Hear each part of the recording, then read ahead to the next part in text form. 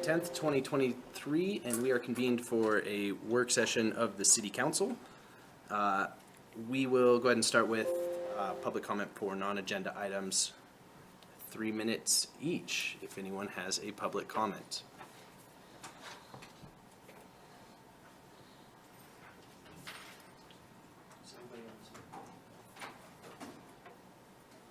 Mayor, we have no one on Zoom and no one in person today. Great. Thank you, City Clerk. With that, we will move to item 3, which is a work session regarding the annual bias crime report. Chief Brown, you are up.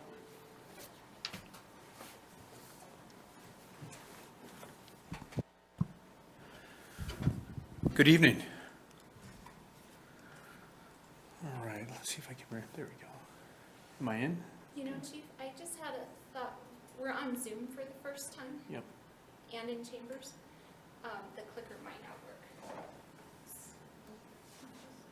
For now, if you want to just tell me next slide. Sure. I'll click on. Yeah, no problem. All right, good evening. So I'm Chief Brian Brown. I'm a relatively new chief. I've been with the department for about 3 months now.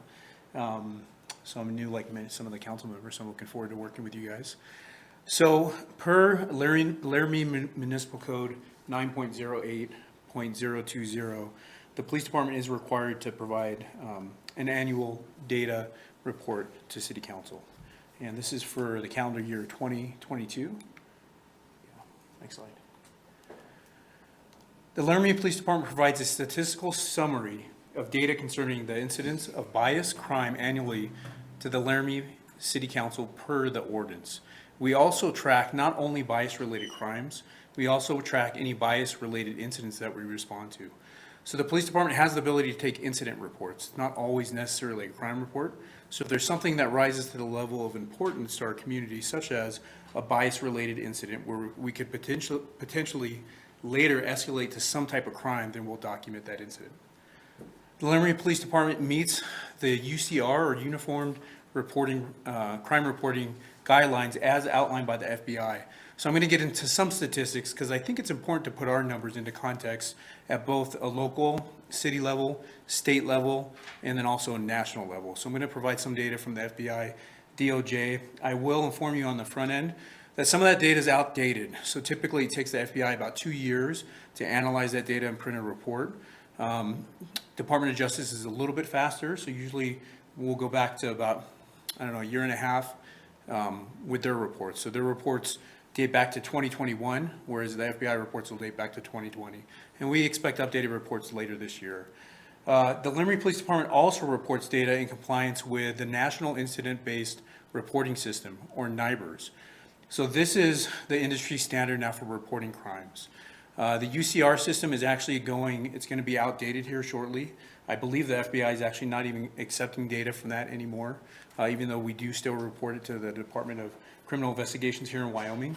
But NIBRS is the new industry standard. And what NIBRS does is it's an updated system, and it gives us the ability to analyze crime at a different level. So one example that I like to use is if a homicide occurs. With the old UCR system, we would report a homicide, and we would have one homicide here in the city of Laramie. With the new NIBRS system, it breaks it down. The homicide could have occurred in commission of a robbery, in commission of a burglary. It could have occurred with a knife, a gun, nunchucks, and all that is tracked with the new NIBRS system. So the data that's being received on a national level is more accurate. However, the systems that track that data are more comprehensive and more expensive. So as I'll describe later here in the report, you'll see that a lot of larger agencies haven't transitioned to NIBRS data yet because it is better data. However, it is harder to transition a new system into an agency, say the size of LAPD, LASO, San Francisco Police Department, NYPD, whereas here in Laramie, we've been reporting that data since 2016. Our LARC division records, as part of the ordinance, we're required to also report on our training. Our LARC division is trained in both UCR and NIBRS reporting, and the Laramie Police Department this year will be providing diversity, equity, and inclusion training to each member of the department, and it'll be ongoing yearly training. Next slide. What is a bias incident? A bias incident or bias crime is an unlawful act against a person or property based on race, color, religion, gender, disability, sexual orientation, gender identity or expression, and/or national origin. So I'm going to get into this data a little bit. During the 2022 calendar year, the Laramie Police Department investigated 3 bias-related crimes. All identified potential biases were vandalism-related crimes, property crimes. However, no suspects were identified. As I'll show here in the data in a second here, a lot of the non-person related crimes are vandalism crimes in our country, especially when it comes to bias-related incidents. But I really wanted to give you specific details on each one of the incidents, at least what we're able to give. The first one occurred January 26, 2022, and on this one, a pride flag was vandalized. Some of the issues that we have in investigating, or the challenges we have in investigating vandalism-related crimes, and why you'll see a lot of times we don't identify suspects, is because of the time frame. So in a situation such as this, we have somebody who goes to work, goes to school, doesn't see any damage, and they will come back, 8 to 10 hours later, and they'll see some type of damage. So what that does for us as police officers or investigators is it expands our window. Where if we have a 30, 20-minute window, it tells us how many cars we should be looking at driving by the street, how many people walking down the neighborhood we should be potentially investigating, or who are potential suspects. When you have a larger window like that, it's very, very difficult to narrow down that time frame as to when it occurred and who may be responsible. The second 2 incidents that we're looking at, on February 9th, 2022 and July 26, 2022, these may or may not be bias-related incidents. They do meet the USR and NIBR's requirements for bias-based incidents because of the language that's used, and it is technically a crime because it's a vandalism. However, I will note that oftentimes we'll see what's commonly referred to as taggers. They go out and vandalize properties with spray paints.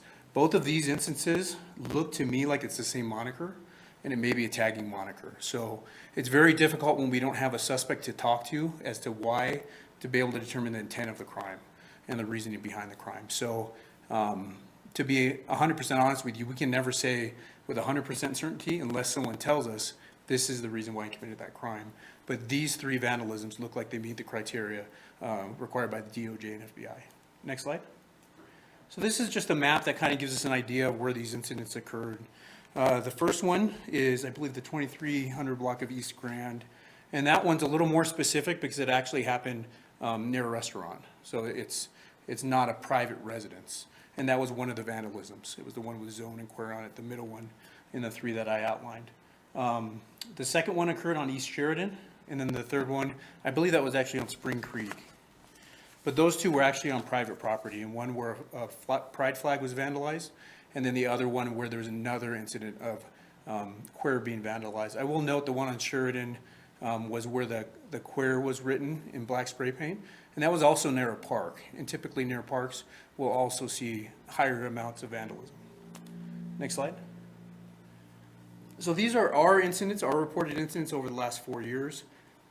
The first 3 from 2019 to 2021 were previously reported to council. As you can see, pretty consistently we've had 0 to 4 instances year over year, so we haven't seen a significant increase. The 2020 statistics, the 2 additional ones that you'll see, 5 and 6, are some of those instances that we talked about that we take reports on, where somebody may shout some type of racist or bias-related statement. And it might not rise to the level of a crime, however, we will take an incident report on those. So we didn't have any of those in the calendar year of 2022. And then 2021, we didn't have any. That could, again, be because of COVID, less activity in the community in general. Next slide. So these are our calls for service for 2022, and I think it's important that we put it in the context when, as LARC, our dispatch center, has had 37,690 total calls for service in 2022. So when you look at it in that context, we're looking at 3 potential bias-related crimes out of that number. The Laramie Police Department has investigated or responded to 22,874 of those calls, which is approximately 60% of the calls coming in, is handled by our organization. I have reached out to, looked at some of the data for the Albany County Sheriff's Department. It doesn't look like they had any reported or instances that rose to the level where they would take a police report in 2022.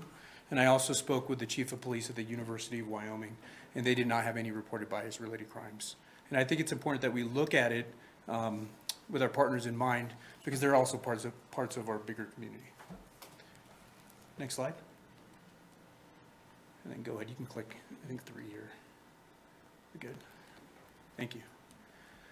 So this is a bigger national database, and I really wanted to give you guys an idea of what's happening. So I'll start kind of with some smaller data from our neighboring cities. In Wyoming, the FBI data that goes back to 2020 shows that in 2020 we had 18 reported bias-based incidents or crimes statewide in the state of Wyoming. In Montana, we had 26 reported in 2022. South Dakota, there were 17 bias-related crimes reported to the FBI. And then North Dakota, there was 21 bias-related crimes reported to the FBI. So very similar, states with similar populations, a little bit bigger than we are, but the numbers are give and take right around 5 to 6 bias-related crimes in those areas. So we're consistent with other areas that are reporting crimes. If you can go to the next one.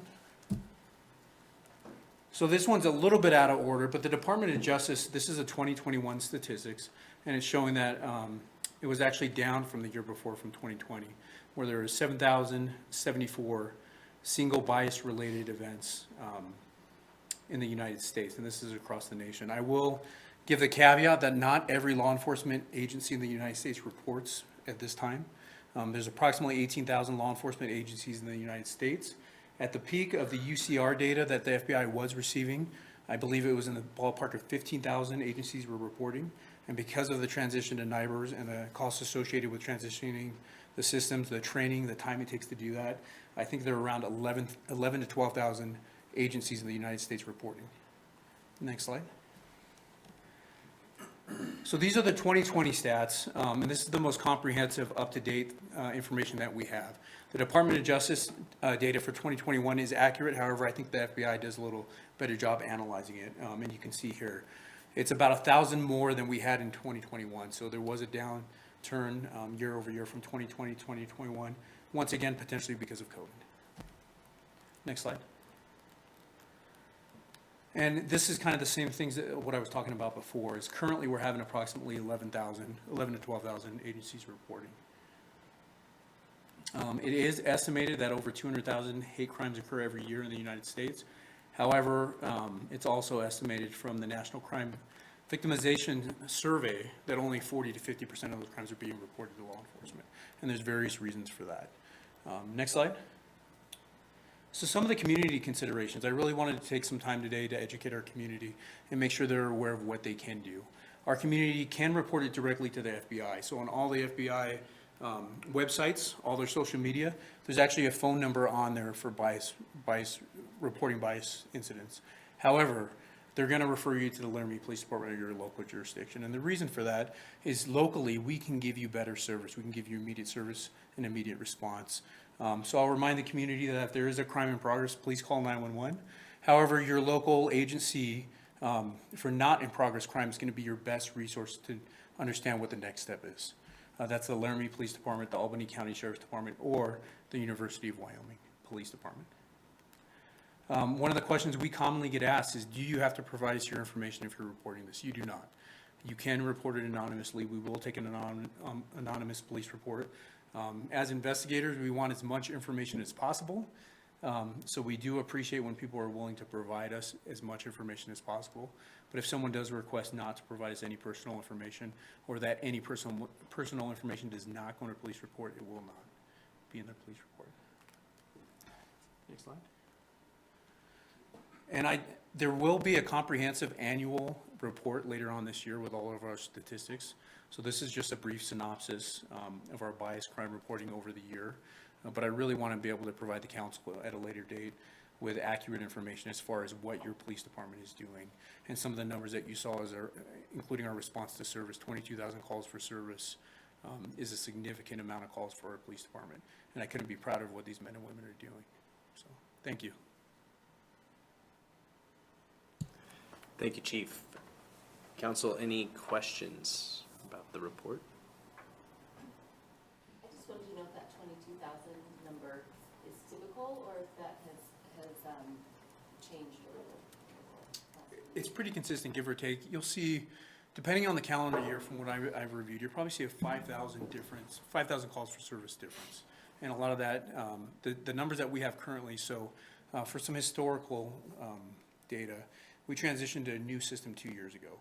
So our numbers previously to 2 years ago and now are a little bit different because we can decipher those calls for service differently. So we're looking at completely different segregation between our calls for service, the sheriff's department, the fire department.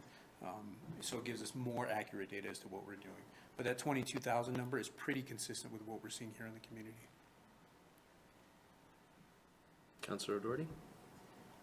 Do you feel like it's a good indicator of, I sent you an email, like, we talked about the temperature, like, if tempers are flaring in Laramie, or if like bias, whatever, stuff is fomenting, you know, we want to be able to notice trends ahead of time in case there's some, you know, chapters of Haters Anonymous starting here. Sure. But do you feel like if people report, like, I don't personally feel threatened, but I want you to know that this person just, you know, like screamed at me at Ridley's for, you know, with racial slurs. You know, they're not in the situation, or you witness that, is it good for them to call the non-emergency dispatch and say, this thing happened, so it gets recorded, or would that just disappear? No, so it gets recorded. So I would encourage anybody who has any potential issue to call the police department, and then they'll be directed by a dispatcher what the next step's going to be, whether it's going to be an officer response, the ability to investigate a crime, take a police report. And the reason why that's important is it gives us data as to what's going on in the community from a data perspective. And I kind of tweak on the data a little bit, or I enjoy looking at the data, because it really tells me what's going on with our police department, what's going on with our community, and where we can best use our resources as a police department. But to be honest with you, and to answer your question, I think a community engagement program and being active in the community and actively participating in different events and making the community feel comfortable with us is more likely going to create a relationship where they feel comfortable reporting those incidences. And that's really where I think we get the most bang for our buck, is when our police officers are out there building those relationships, not just on calls for service, but also on community events. Yeah, go ahead, Councilor. Do you have a recommendation if somebody sees somebody being blatantly racist and the incident, I can't remember when it was, I saw it on Facebook, you know, like somebody verbally attacking somebody, a student who was probably from Asia, that would be pretty frightening. At the time, I guess, you know, what should citizens do if you witness that and you genuinely, I guess you just call 911 if you're afraid it's going to escalate and the person is going to. Sure. So what I'll ask our citizens not to do is intervene. What we hope for, and it's even what we tell our officers to do when they're off duty, unless they absolutely have to for the safety of a community member or themselves, is to be the best witness they can. Take as much information as they can. They can document it in a video on their phone, taking notes on their phone, and cars, license plates, what the person's wearing. All those things help us identify those people at a later date if it rises to that level. So being the best witness that you can is what I would recommend to every member of our community. Thank you. Thank you. Any other questions, Council? Vice Mayor? Thank you, Mr. Sure. Mayor. I'm just a little curious about, we had an incident, I think that most are aware of, it was written up in the paper, where a student was specifically named and harassed for gender identity. And I'm just curious, when does harassment and that type of incident cross over the line? Sure. So I can speak a little bit to that incident. I did have an opportunity to go to campus, I think, the day after it occurred, and talk with the police chief and some other members of the community. And to be 100% honest with you, it's not black and white. Okay. It's a little bit of a gray area when you have to balance freedom of speech and then also how that person's being harassed. Now, in this situation, the university has some other tools they can use. They can use trespassing. They can order the person not to be there anymore, or give him a trespassing warning when he comes back on campus, arrest the person, should they choose to do so in that situation. But words alone typically aren't enough to arrest somebody, typically there has to be some type of action behind it, such as one of the vandalisms that we described. So it's something that in law enforcement that we're always trying to balance is somebody's right to free speech. And that's why the sooner that a citizen calls us and gives us the ability to respond, we can try to calm things down. And typically we're pretty successful with that. But a lot of that is education. And making people aware of how others feel and building those relationships that we talked about earlier. But to be honest with you, it's not a fine line. And the city of Cheyenne actually has a malicious harassment municipal code that I believe that I want to say it was signed into law in 2021, but I could be off on that. And it's you can even see in the council member statements to the press and also the police chief's statement to the press, it's very, very difficult to determine when you cross that threshold, even with a municipal code like that. And I'm curious, I don't believe it's been litigated, at least that I've seen, but there's always potential for strong litigation anytime you get into that freedom of speech realm. Thank you. And I do think that the university police were very responsive to the concerns expressed by witness students.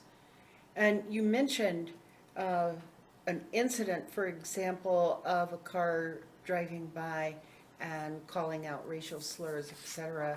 And it seems to me that that would kind of fall in that same category, that that person, free speech, would be able to call out the racial slurs.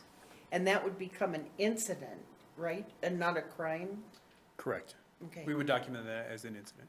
But the documentation is important because then you can begin to see a pattern that might be an indicator of escalation of something. Yeah, I think there's numerous reasons. I think one, it tells the community that we care and that we're present, which is important. But I also do think that it could potentially set up a pattern of activity, potentially for further litigation further on down the line. Thank you very much. Thank you. Any other questions, Council? Sure, Councilor Pierce. Yeah, I just have a comment. Thanks for this, and I really am looking forward to the more expanded presentation, potentially this fall. Yeah? I don't have a date, but yeah, I will tell you this, I'm looking forward to it too, because as a new police chief, like I said earlier, I think numbers are important. And it really does tell me and our command staff where we should be deploying resources, where the needs of our organization are, where the needs of our community are. So yes, I'm excited also. So it will be this year, hopefully sooner, but yes. Okay. Great. Thank you. Thank you. Any other questions, comments, Council? Okay, we will, nobody on Zoom, City Clerk? We do have one member of the public there. Okay, sure, we can go to public comment if the other councilors don't have any questions. And I don't see them with questions, so let's go to it. Public comment on this work session.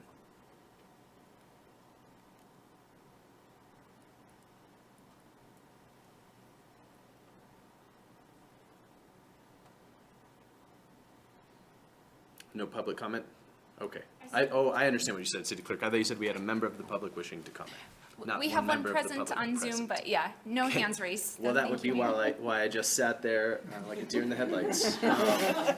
So, thank you, City Clerk. I don't know if any other councilors recall this, but I think on the point of the 2021 statistics, I remember an email, and I was looking it up from the previous chief about because we rotated to the new reporting system that we would not have any reports in 2021. Does anyone else recall that?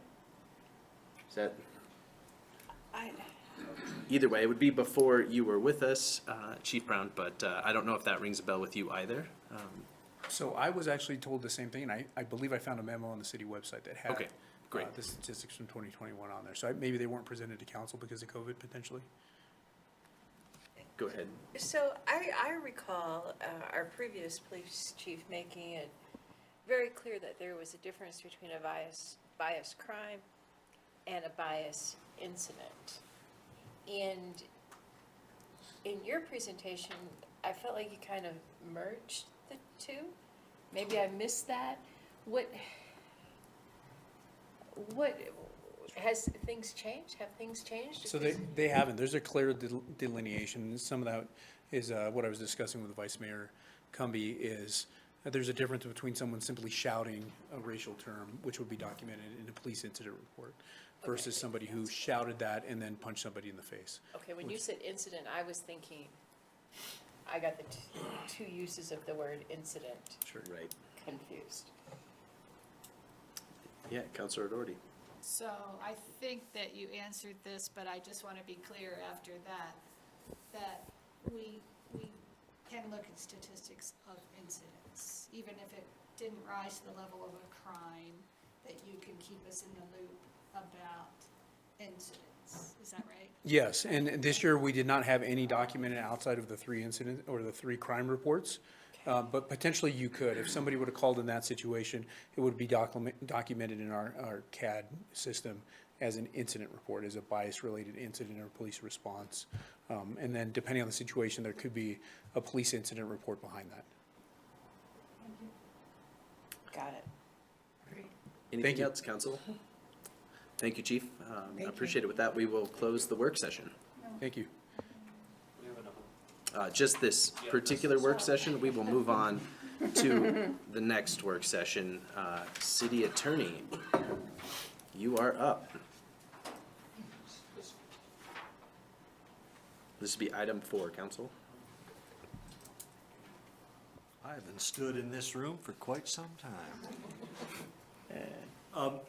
What I have to say, it was laid out as succinctly as I could in the cover sheet. This arises because council had expressed an interest in conforming our weapons ordinance with state statute. So in the cover sheet at the end, we have our weapons ordinance, and I made several points about that ordinance. And by the way, the overriding point is clearly, at some point in Laramie's history, slingshots were a big slingshots and catapults. I've never seen so many mentions before in my life.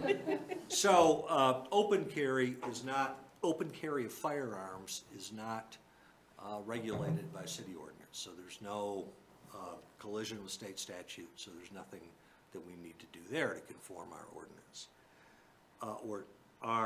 However, we do in 9.28.010 prohibit concealed carry of firearms and other weapons anywhere in the city. That has not been enforced since state statute was changed. And I would recommend that we remove it from city ordinances and allow prosecution of concealed carry of firearms violations to be, of course, be enforced, but they would be enforced by the Laramie Police Department with a citation into county court. And it would be litigated and decided under state law. So that's my recommendation there. We cannot enforce a provision like that because the state has, as part of their changes to the firearms regulation, preempted local control of such matters. So that will be my recommendation, and I'll be bringing that forward to you at some point as a ordinance amendment. Next is concealed carry of other weapons. Concealed carry of, we prohibit knife with a blade over 5 inches, slingshots, slug shots, bludgeons, brass knuckles of lead or other metal or other deadly weapon. So council's going to have to decide what they want about concealed carry of these other weapons. Apparently you are free in Laramie under ordinance to open carry slingshots, slug shots, bludgeons, knives over 5 inches, presumably including swords.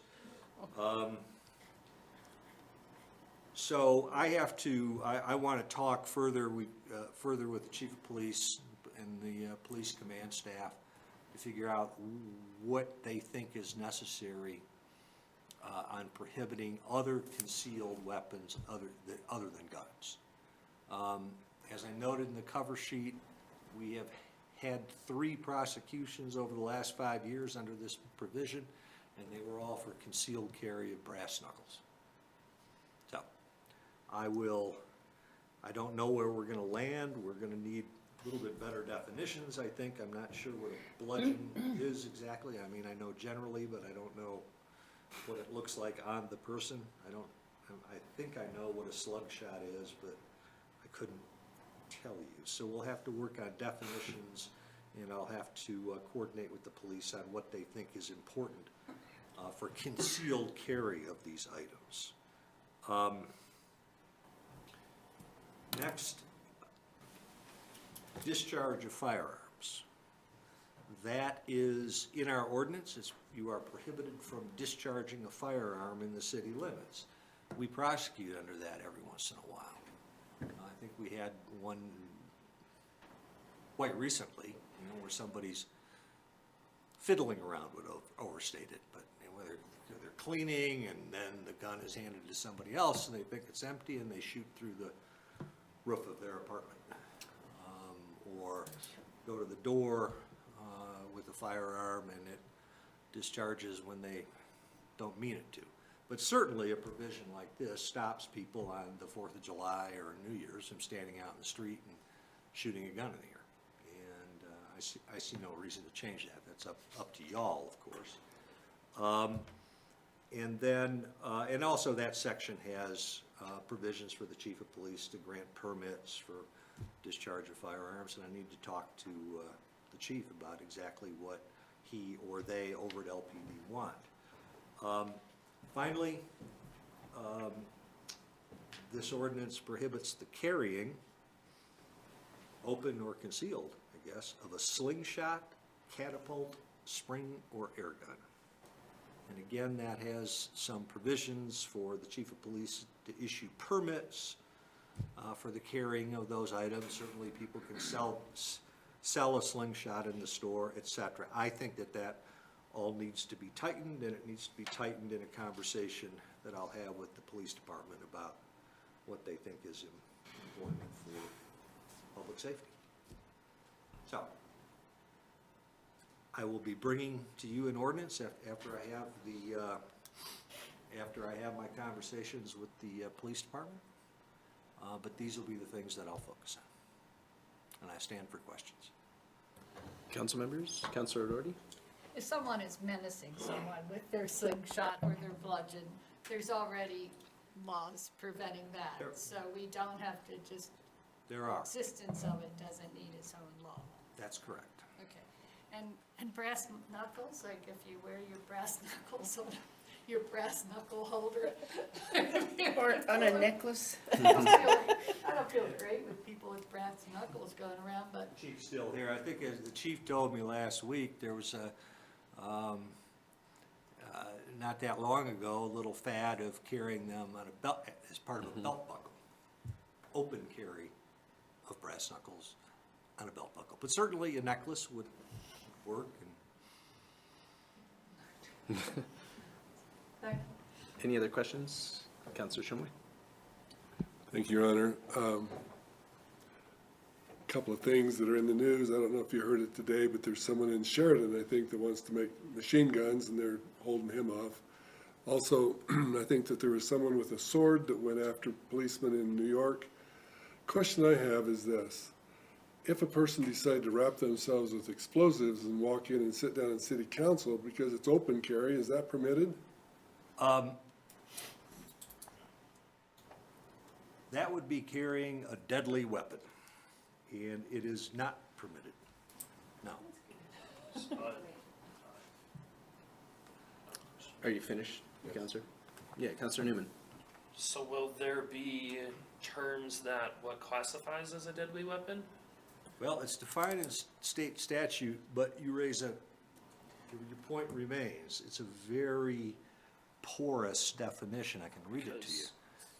It's not limited to means, but is not limited to a firearm, explosive or incendiary material, motorized vehicle, an animal or other device, instrument, material or substance, which in the manner it is used or is intended to be used is reasonably capable of producing death or serious bodily injury. So off that definition, this is a deadly weapon. You are getting right to the point. I definitely am. Sorry, but No, and that's why, and what I'm trying to avoid is the statewide discussion. I mean, I'm trying to hone us in on what we can regulate with firearms. And we have A, and then B, when we look at these other weapons, do we need to mention them at all in an ordinance like this? Where do we find something so unsafe that merely carrying it should be a violation of city ordinance? And I don't know the answer to that, but a question like yours gets to the point. Thank you. Okay, Councilor Richardson? I'm wondering in that definition, that the last portion that you read, the intention part is what then defines whether it's deadly or not. And sorry, Brett, I'm probably getting into the weeds here. Don't mean to be, oh, sorry. Fair question. And I have not researched all the case law on this at the state level because we don't deal with it. So I don't know the answer, but that's got to be part of it. Any other members of council? Councilor Pierce? Yeah, I just think from my perspective, in regards to former Counselor Schuster, just so we're not in conflict, right, with state, and, kind of use our best judgment based on our community, based on what you find out when you talk with LPD.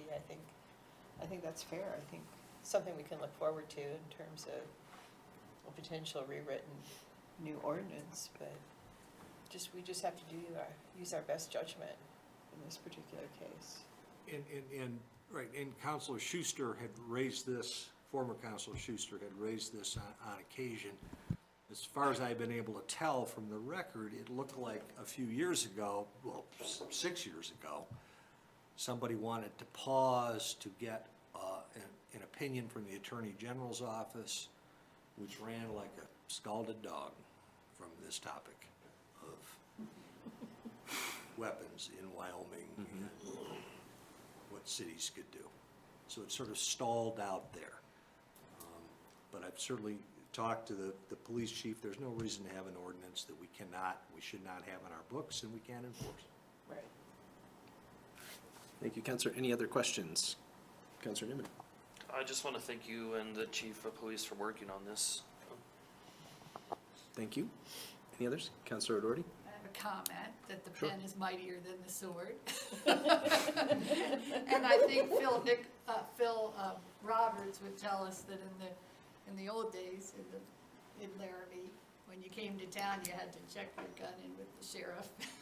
So, but we can't do that anymore. That's right. Thanks. We are preempted. Okay. Any other questions by council members? We will go to the public. Any other public comments on this work session topic?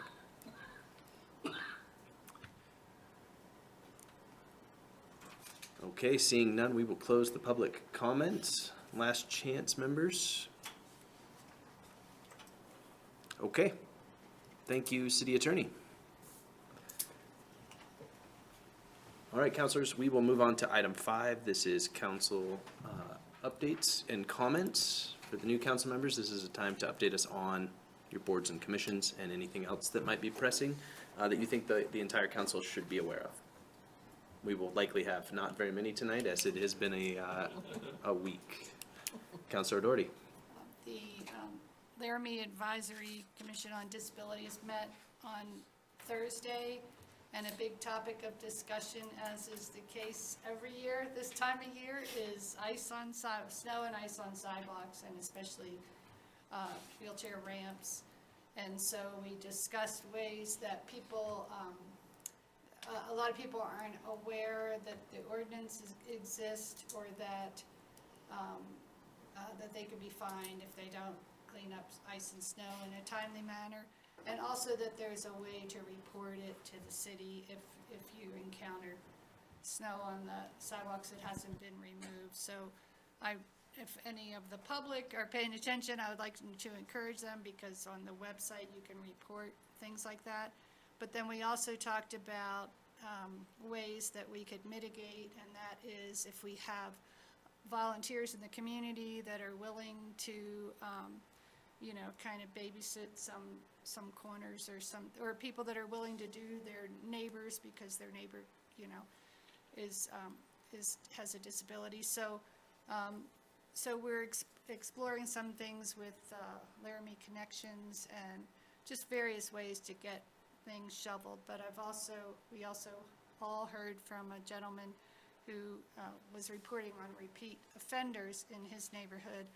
And so I think that it's an opportunity. And we need to do more to make it accessible. And I want to point out that a lot of that is drainage. So we have to seriously think about how we're going to affect that. And I think that's it for me. Thank you. Thank you, Counselor. Any other updates? Counselor Shumway. Thank you, Your Honor. I just want you to be aware that Cindy Williams, who's the liaison, I mean, she is the staff person with the city on the Traffic Commission, has indicated that we have 2 candidates that need to be interviewed for the Traffic Commission. I of course, will be one because I am the liaison, but be expecting a phone call. I'd love to work with any of you on that. Great. Okay. Thank you. Any others? Updates? I just replied to the email. There you Yeah, go. I There it is. suggested someone new, so. Good. Thank you, counselors. Any other updates? Vice Mayor. I had my first meeting with Planning Commission and the planning group, Derek, Phillip, and Joseph met with me to just have a conversation and help get me up to speed. But what I wanted to share is there were many thanks expressed by the committee during the meeting for you, Councilor Richardson, for your service and much appreciation.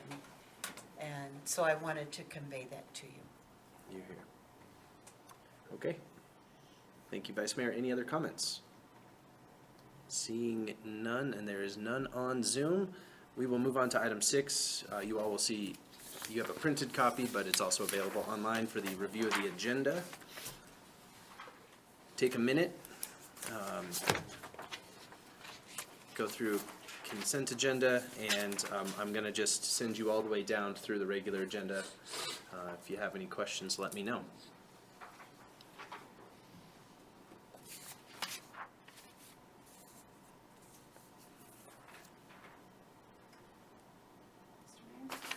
Yes, Counselor.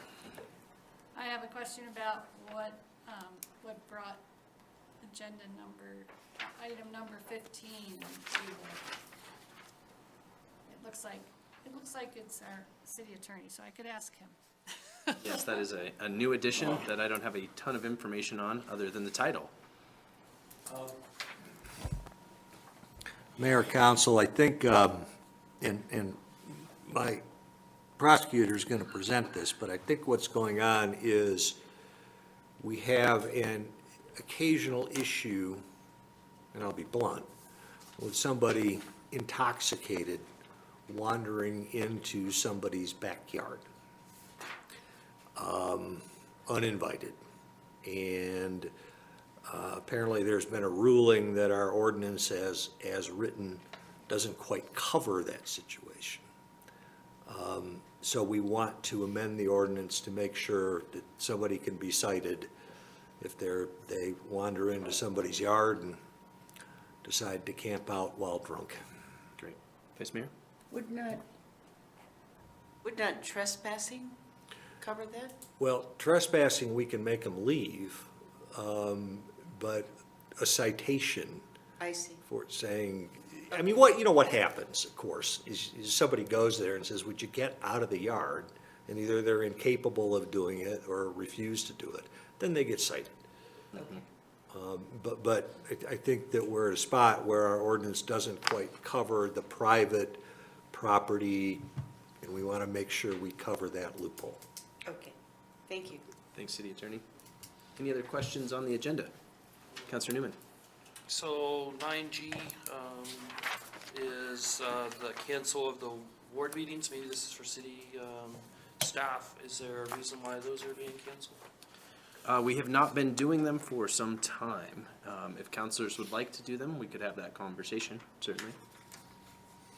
We have in the past done a ward if the members want to meet. Is it time for that discussion? Sure. Okay, Yeah. I would like to restart those. We don't have great attendance, but we might as well start somewhere. This gives the public a chance to come and face-to-face, or I'm sure we'll have Zoom at these also because it'll be, Sure. but I'd like to get that going again. It's a good connection between the city council and the community. Counselor Newman? I also would. It was a big running topic when some of us were running, so, and it was brought up that they were canceled, so I would also like to entertain bringing them back as well. Okay. Any other members on this topic? Counselor Pierce? I think it might be a good discussion that we have at the retreat. I don't necessarily think Okay. we need to make a decision on it tonight, but I think one of those discussions at the retreat could very well circle around engagement, not necessarily on that 5th Tuesday, but just engagement in general. And I think that's an important topic because frankly, as much as, we're talking about just the 5th Tuesday, they've been poorly attended, you know. I mean, I think if we have a bigger discussion on potential other things we could or should be doing, I think that's where we need to focus. Okay. Without objection, then Counselor Richardson. Thank you. I was just gonna say, I agree. I'd like to have kind of a longer conversation if that's possible, and the retreat seems like a good opportunity for that. Okay, then without objection, I would say we're going to leave the January 5th Tuesday canceled, but we will have a conversation at our retreat about this topic. There just wouldn't be time to notice it between those two. So, is that okay with everyone? Look at this for maybe Q2 of this year. Counselor O'Doherty? If counselors want to meet on the 31st, I think we shouldn't cancel it. If people want to do that on the 31st, it sounds like several do. I know Counselor Gabriel's always up for it. Mm-hmm. That, I don't see the point of, do we have to decide now?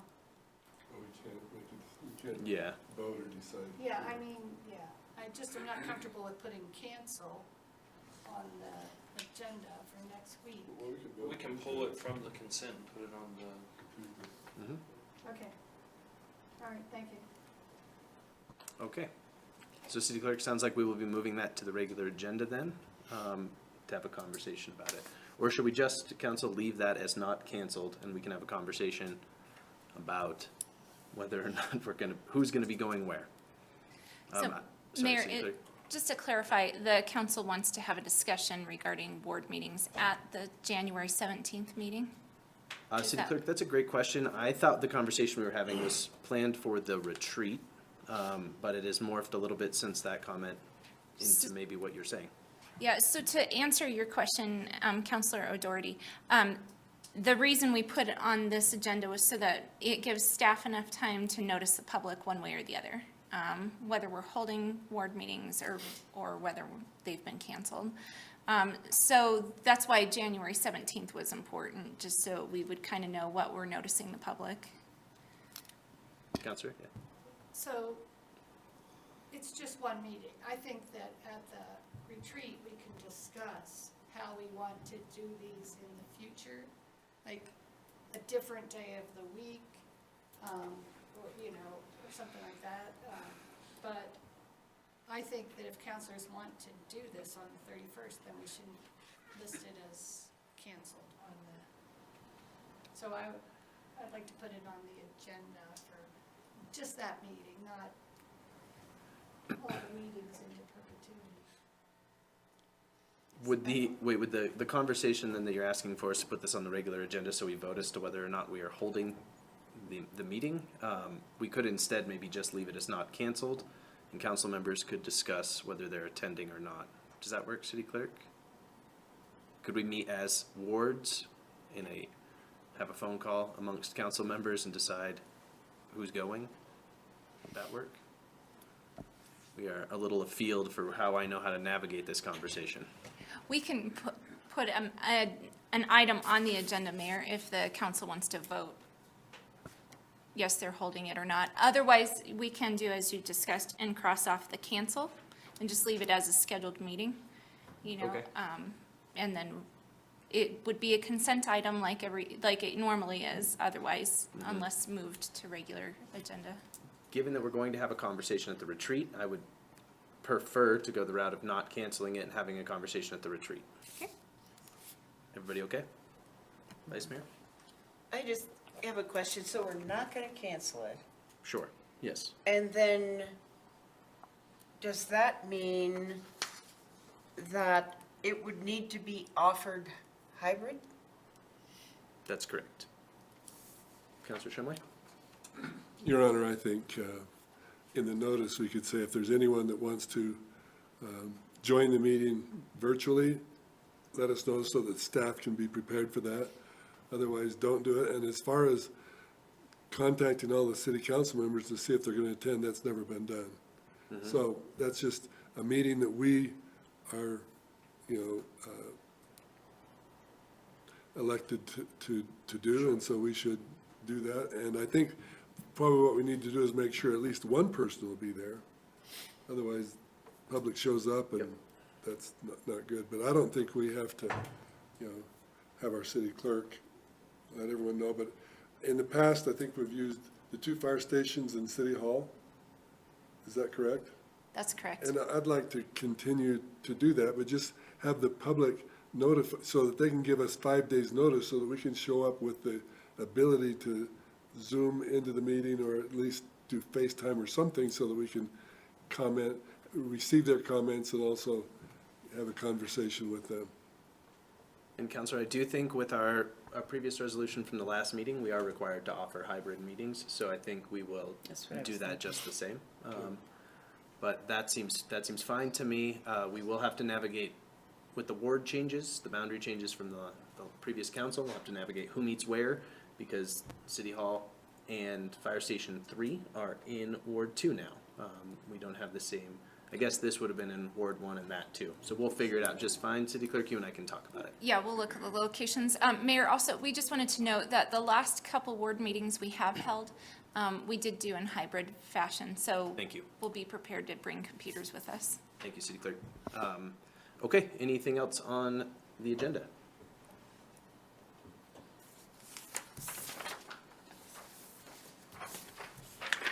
Okay. And we don't have public comment at the end of this, so, councilors, we are adjourned.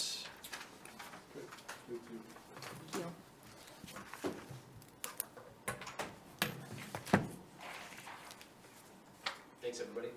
Thank you. So if I wanted to know more about like this, the contract